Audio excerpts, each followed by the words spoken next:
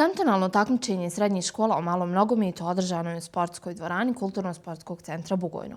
Domaćin takmičenja je bila srednja stručna škola Bugojno, a ovom prilikom obratio nam se i direktor škole Salih Gurbeta. Pa evo danas prisustvujemo kantonalnom takmičenju u malom nogometu u organizaciji srednje stručne škole Bugojno.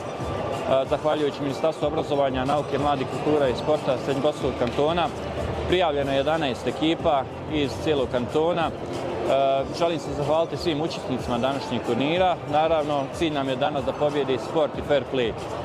Želim danas da iz Bugojna sve učesnice škole ponesu lijepa sjećanja na naš grad i na naše takmičenje. Neka pobjedi sport i fair play. Takmičenje je proteklo u fer i korektnoj igri. Prvo mjesto je osvojila mješovita srednja škola Donji Vakuf, drugo mjesto srednja tehnička škola Bugojno, dok je treće mjesto osvojila mješovita srednja škola Gimnazija Bugojno.